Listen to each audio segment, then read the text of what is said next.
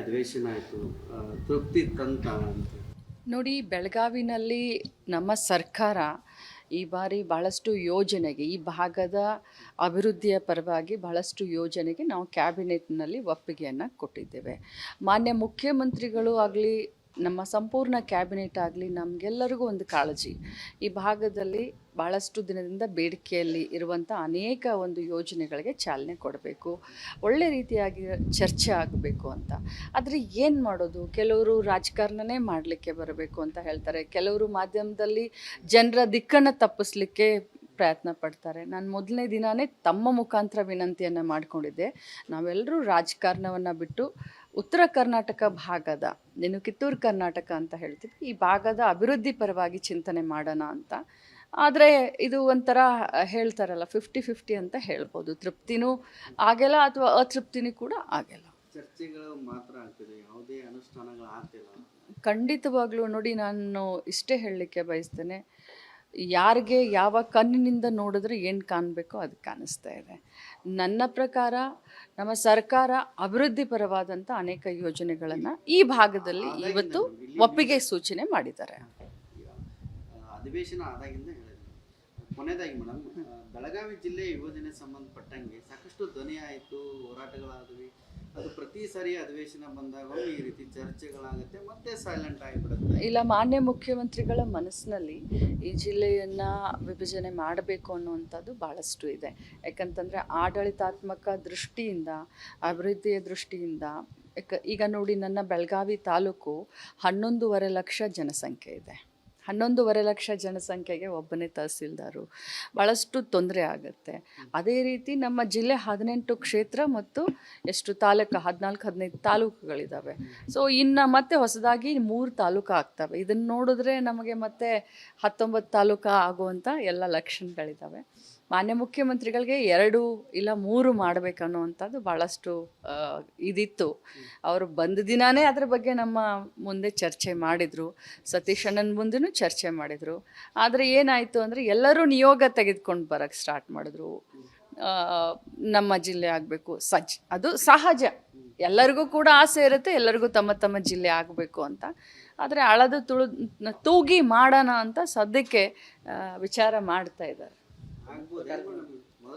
ಅವರು ಬಂದ ದಿನಾನೇ ಹೇಳಿದ್ದು ಮಾಡೋಣ ಅಂತ, ಆ ಮನಸ್ಸಿನಿಂದನೇ ಬಂದಿದ್ರು. ಈ ಬಾರಿ ಅನೌನ್ಸ್ ಮಾಡೋಣ ಅಂತ ಮನಸ್ಸಿನಿಂದನೇ ಬಂದಿದ್ರು, ಎಲ್ಲರನ್ನೂ ಕರೆದು ಮಾತಾಡೋಣ ಅಂತಲೇ ಹೇಳಿದರು. ಬಟ್ ಬಹಳಷ್ಟು ಜನ ನಿಯೋಗವನ್ನು ತೆಗೆದುಕೊಂಡು ಬಂದಾಗ ಅದ್ರ ಬಗ್ಗೆ ಇನ್ನೂ ಚಿಂತನೆಯನ್ನು ಮಾಡ್ತಾ ಇದ್ದಾರೆ. ಬೆಳಗಾವಿಯಲ್ಲಿ ಅಧಿವೇಶನ ಆಯಿತು, ತೃಪ್ತಿ ತಂತ ಅಂತ. ನೋಡಿ, ಬೆಳಗಾವಿನಲ್ಲಿ ನಮ್ಮ ಸರ್ಕಾರ ಈ ಬಾರಿ ಭಾಳಷ್ಟು ಯೋಜನೆಗೆ, ಈ ಭಾಗದ ಅಭಿವೃದ್ಧಿಯ ಪರವಾಗಿ ಭಾಳಷ್ಟು ಯೋಜನೆಗೆ ನಾವು ಕ್ಯಾಬಿನೆಟ್ನಲ್ಲಿ ಒಪ್ಪಿಗೆಯನ್ನು ಕೊಟ್ಟಿದ್ದೇವೆ.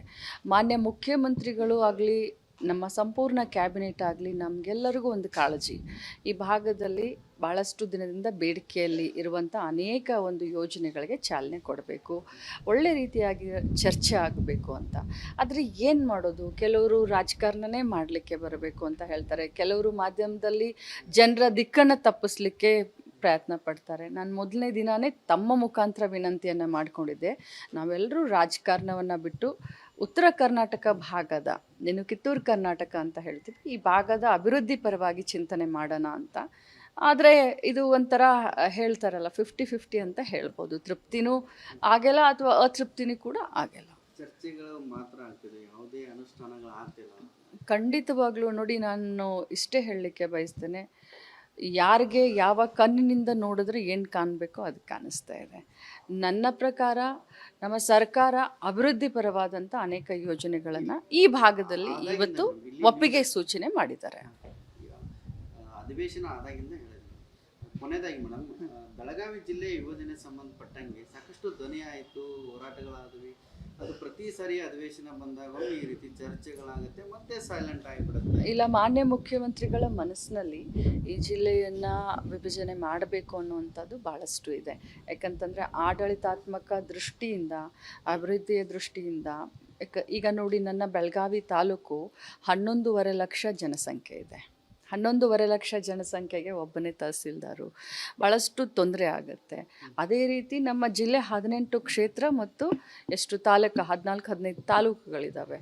ಸೊ ಇನ್ನು ಮತ್ತೆ ಹೊಸದಾಗಿ 3 ತಾಲೂಕು ಆಗ್ತವೆ. ಇದನ್ನು ನೋಡಿದ್ರೆ ನಮಗೆ ಮತ್ತೆ 19 ತಾಲೂಕು ಆಗುವಂಥ ಎಲ್ಲ ಲಕ್ಷಣಗಳಿದ್ದಾವೆ. ಮಾನ್ಯ ಮುಖ್ಯಮಂತ್ರಿಗಳಿಗೆ 2 ಇಲ್ಲ 3 ಮಾಡಬೇಕನ್ನುವಂಥದ್ದು ಭಾಳಷ್ಟು ಇದಿತ್ತು. ಅವರು ಬಂದ ದಿನಾನೇ ಅದ್ರ ಬಗ್ಗೆ ನಮ್ಮ ಮುಂದೆ ಚರ್ಚೆ ಮಾಡಿದರು, ಸತೀಶ್ ಅಣ್ಣನ ಮುಂದೆನೂ ಚರ್ಚೆ ಮಾಡಿದರು. ಆದರೆ ಏನಾಯಿತು ಅಂದರೆ ಎಲ್ಲರೂ ನಿಯೋಗ ತೆಗೆದುಕೊಂಡು ಬರೋಕ್ಕೆ ಸ್ಟಾರ್ಟ್ ಮಾಡಿದ್ರು. ನಮ್ಮ ಜಿಲ್ಲೆ ಆಗಬೇಕು ಅದು ಸಹಜ, ಎಲ್ಲರಿಗೂ ಕೂಡ ಆಸೆ ಇರುತ್ತೆ, ಎಲ್ಲರಿಗೂ ತಮ್ಮ ತಮ್ಮ ಜಿಲ್ಲೆ ಆಗಬೇಕು ಅಂತ. ಆದರೆ ಅಳದು ತೂಗಿ ಮಾಡೋಣ ಅಂತ ಸದ್ಯಕ್ಕೆ ವಿಚಾರ ಮಾಡ್ತಾ ಇದ್ದಾರೆ. ಅವರು ಬಂದ ದಿನಾನೇ ಹೇಳಿದ್ದು ಮಾಡೋಣ ಅಂತ, ಆ ಮನಸ್ಸಿನಿಂದನೇ ಬಂದಿದ್ರು. ಈ ಬಾರಿ ಅನೌನ್ಸ್ ಮಾಡೋಣ ಅಂತ ಮನಸ್ಸಿನಿಂದನೇ ಬಂದಿದ್ರು. ಎಲ್ಲರನ್ನೂ ಕರೆದು ಮಾತಾಡೋಣ ಅಂತಲೇ ಹೇಳಿದರು. ಬಟ್ ಬಹಳಷ್ಟು ಜನ ನಿಯೋಗವನ್ನು ತೆಗೆದುಕೊಂಡು ಬಂದಾಗ ಅದ್ರ ಬಗ್ಗೆ ಇನ್ನೂ ಚಿಂತನೆಯನ್ನು ಮಾಡ್ತಾಯಿದ್ದಾರೆ. ಬೆಳಗಾವಿಯಲ್ಲಿ ಅಧಿವೇಶನ ಆಯಿತು, ತೃಪ್ತಿ ತಂತ ನೋಡಿ, ಬೆಳಗಾವಿನಲ್ಲಿ ನಮ್ಮ ಸರ್ಕಾರ ಈ ಬಾರಿ ಭಾಳಷ್ಟು ಯೋಜನೆಗೆ, ಈ ಭಾಗದ ಅಭಿವೃದ್ಧಿಯ ಪರವಾಗಿ ಭಾಳಷ್ಟು ಯೋಜನೆಗೆ ನಾವು ಕ್ಯಾಬಿನೆಟ್ನಲ್ಲಿ ಒಪ್ಪಿಗೆಯನ್ನು ಕೊಟ್ಟಿದ್ದೇವೆ. ಮಾನ್ಯ ಮುಖ್ಯಮಂತ್ರಿಗಳು ಆಗಲಿ, ನಮ್ಮ ಸಂಪೂರ್ಣ ಕ್ಯಾಬಿನೆಟ್ ಆಗಲಿ, ನಮಗೆಲ್ಲರಿಗೂ ಒಂದು ಕಾಳಜಿ, ಈ ಭಾಗದಲ್ಲಿ ಭಾಳಷ್ಟು ದಿನದಿಂದ ಬೇಡಿಕೆಯಲ್ಲಿ ಇರುವಂಥ ಅನೇಕ ಒಂದು ಯೋಜನೆಗಳಿಗೆ ಚಾಲನೆ ಕೊಡಬೇಕು, ಒಳ್ಳೆ ರೀತಿಯಾಗಿ ಚರ್ಚೆ ಆಗಬೇಕು ಅಂತ. ಆದರೆ ಏನು ಮಾಡೋದು, ಕೆಲವರು ರಾಜಕಾರಣನೇ ಮಾಡಲಿಕ್ಕೆ ಬರಬೇಕು ಅಂತ ಹೇಳ್ತಾರೆ, ಕೆಲವರು ಮಾಧ್ಯಮದಲ್ಲಿ ಜನರ ದಿಕ್ಕನ್ನು ತಪ್ಪಿಸ್ಲಿಕ್ಕೆ ಪ್ರಯತ್ನ ಪಡ್ತಾರೆ. ನಾನು ಮೊದಲನೇ ದಿನಾನೇ ತಮ್ಮ ಮುಖಾಂತರ ವಿನಂತಿಯನ್ನು ಮಾಡಿಕೊಂಡಿದ್ದೆ, ನಾವೆಲ್ಲರೂ ರಾಜಕಾರಣವನ್ನು ಬಿಟ್ಟು ಉತ್ತರ ಕರ್ನಾಟಕ ಭಾಗದ, ನೀನು ಕಿತ್ತೂರು ಕರ್ನಾಟಕ ಅಂತ ಹೇಳ್ತೀವಿ, ಈ ಭಾಗದ ಅಭಿವೃದ್ಧಿ ಪರವಾಗಿ ಚಿಂತನೆ ಮಾಡೋಣ ಅಂತ. ಆದರೆ ಇದು ಒಂಥರ ಹೇಳ್ತಾರಲ್ಲ 50-50 ಅಂತ ಹೇಳ್ಬೋದು. ತೃಪ್ತಿನೂ ಆಗಿಲ್ಲ ಅಥವಾ ಅತೃಪ್ತಿನೂ ಕೂಡ ಆಗಿಲ್ಲ. ಚರ್ಚೆಗಳು ಮಾತ್ರ ಆಗ್ತಿದೆ, ಯಾವುದೇ ಅನುಷ್ಠಾನಗಳು ಆಗ್ತಿಲ್ಲ. ಖಂಡಿತವಾಗ್ಲೂ ನೋಡಿ, ನಾನು ಇಷ್ಟೇ ಹೇಳಲಿಕ್ಕೆ ಬಯಸ್ತೇನೆ, ಯಾರಿಗೆ ಯಾವ ಕಣ್ಣಿನಿಂದ ನೋಡಿದ್ರೆ ಏನು ಕಾಣಬೇಕೋ ಅದು ಕಾಣಿಸ್ತಾ ಇದೆ. ನನ್ನ ಪ್ರಕಾರ ನಮ್ಮ ಸರ್ಕಾರ ಅಭಿವೃದ್ಧಿ ಪರವಾದಂಥ ಅನೇಕ ಯೋಜನೆಗಳನ್ನು ಈ ಭಾಗದಲ್ಲಿ ಇವತ್ತು ಒಪ್ಪಿಗೆ ಸೂಚನೆ ಮಾಡಿದ್ದಾರೆ. ಅಧಿವೇಶನ ಆದಾಗಿಂದ ಹೇಳಿದ್ರು. ಕೊನೆಯದಾಗಿ ಮೇಡಮ್, ಬೆಳಗಾವಿ ಜಿಲ್ಲೆ ಯೋಜನೆ ಸಂಬಂಧಪಟ್ಟಂಗೆ ಸಾಕಷ್ಟು ಧ್ವನಿ ಆಯಿತು, ಹೋರಾಟಗಳಾದವು. ಅದು ಪ್ರತಿ ಸಾರಿ ಅಧಿವೇಶನ ಬಂದಾಗ ಈ ರೀತಿ ಚರ್ಚೆಗಳಾಗುತ್ತೆ, ಮತ್ತೆ ಸೈಲೆಂಟ್ ಆಗಿಬಿಡುತ್ತೆ. ಇಲ್ಲ, ಮಾನ್ಯ ಮುಖ್ಯಮಂತ್ರಿಗಳ ಮನಸ್ಸಿನಲ್ಲಿ ಈ ಜಿಲ್ಲೆಯನ್ನು ವಿಭಜನೆ ಮಾಡಬೇಕು ಅನ್ನುವಂಥದ್ದು ಭಾಳಷ್ಟು ಇದೆ. ಯಾಕಂತಂದರೆ ಆಡಳಿತಾತ್ಮಕ ದೃಷ್ಟಿಯಿಂದ, ಅಭಿವೃದ್ಧಿಯ ದೃಷ್ಟಿಯಿಂದ, ಈಗ ನೋಡಿ, ನನ್ನ ಬೆಳಗಾವಿ ತಾಲೂಕು 11.5 ಲಕ್ಷ ಜನಸಂಖ್ಯೆ ಇದೆ. 11.5 ಲಕ್ಷ ಜನಸಂಖ್ಯೆಗೆ ಒಬ್ಬನೇ ತಹಸೀಲ್ದಾರು, ಭಾಳಷ್ಟು ತೊಂದರೆ ಆಗುತ್ತೆ. ಅದೇ ರೀತಿ ನಮ್ಮ ಜಿಲ್ಲೆ 18 ಕ್ಷೇತ್ರ ಮತ್ತು ಎಷ್ಟು ತಾಲೂಕು 14-15 ತಾಲೂಕುಗಳಿದ್ದಾವೆ. ಸೊ ಇನ್ನು ಮತ್ತೆ ಹೊಸದಾಗಿ 3 ತಾಲೂಕು ಆಗ್ತವೆ. ಇದನ್ನು ನೋಡಿದ್ರೆ ನಮಗೆ ಮತ್ತೆ 19 ತಾಲೂಕು ಆಗುವಂಥ ಎಲ್ಲ ಲಕ್ಷಣಗಳಿದ್ದಾವೆ. ಮಾನ್ಯ ಮುಖ್ಯಮಂತ್ರಿಗಳಿಗೆ 2 ಇಲ್ಲ 3 ಮಾಡಬೇಕನ್ನುವಂಥದ್ದು ಭಾಳಷ್ಟು ಇದಿತ್ತು.